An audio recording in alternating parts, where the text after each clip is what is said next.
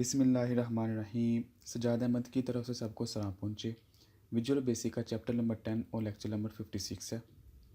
After watching this video you will be able to answer these questions. Unlimited arguments allowed in Visual Basic, yes or no. Prom array is a keyword, yes or no. We cannot pass an array as a argument, yes or no. चलें start करते हैं। Indefinite arguments यानी कि ऐसे argument जिनकी तादाद मालूम ना हो वो कितने हैं, 1 है, 2 है, 3 है, 4 है या अनलिमिटेड है।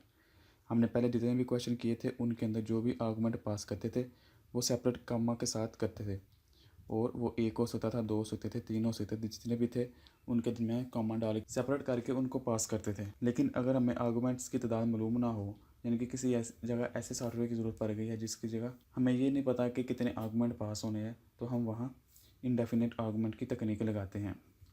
Generally the number of the argument in the procedure call must be the same as in the preceded specification. The param array keyword is used to specify a procedure that can accept any number of argument.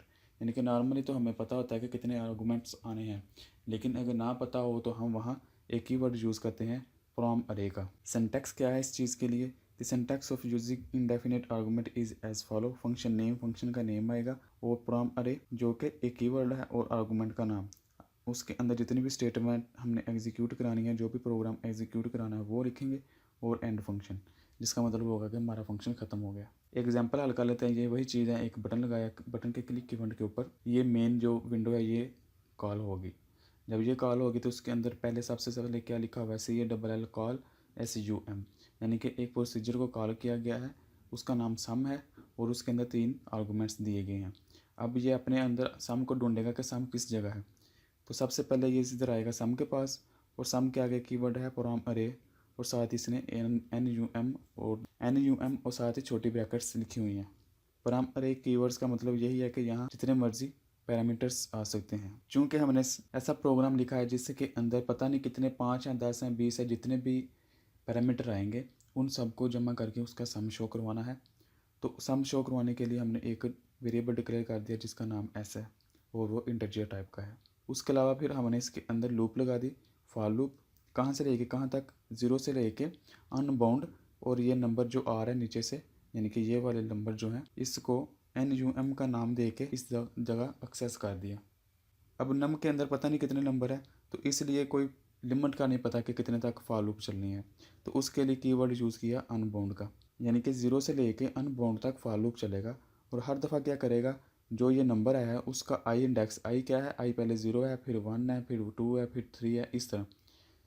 तो ये अरे की सूरत में एक तरह का है, और हर दफ़ा आई का 0 इंडेक्स से, 1 इंडेक्स से, 2 इंडेक्स से, 3 इंडेक्स से होते हुए ये हर दफ़ा जितनी भी वैल्यू आएंगी उसको एस के अंदर स्टोर करता जाएगा, और एट द एंड जो भी वैल्यू आएगी वो एस के अंदर आ जाएगी।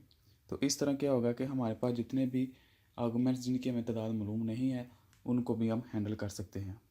तो इस तरह हम देख सकते हैं, जिस तरह अगर पहले ये चलेगा तो पहले 10 आएगा इधर नम में, और एस में पहले स्टार्टिंग में 0 होगा। 10 आएगा, दूसरी दफ़ा जब फॉर लूप चलेगा तो 20 भी आ जाएगा, 20 और 10 30 हो जाएगा। तीसरी दफ़ा जब फॉर लूप चलेगा तो इसके अंदर 30 आ जाएगा, तो ये टोटल 60 हो जाएंगे। मैसेज बॉक्स शो हो जाएगा कि सम इज़, और 60 आगे आ जाएगा। दोबारा फिर कॉल फंक्शन होगा, ये वाला सेम सूरत वही होगी, यहाँ तक 60 आया था और 40 आएगा, दोबारा फिर 100 हो जाएगा, फिर 50 ऐड होगा तो 150 हो जाएगा। तो इसका आउटपुट कुछ इस तरह आएगा, सम इज़ 60 और सम इज़ 150। हाउ इट वर्क, ये कैसे काम करता है ये मैंने एक्सप्लेन कर दिया कि एक कीवर्ड है फ्रॉम अरे का, जिसका मतलब ये होता है कि वो अनडिफाइंड या अनबाउंड नंबर हैं पैरामीटर्स के। तो नम जो है एक अरे की टाइप जिसके अंदर हम इंडेक्सेस के ज़रिए हर एलिमेंट को एक्सेस करते हैं। Thank you for watching. अल्लाह हाफिज़।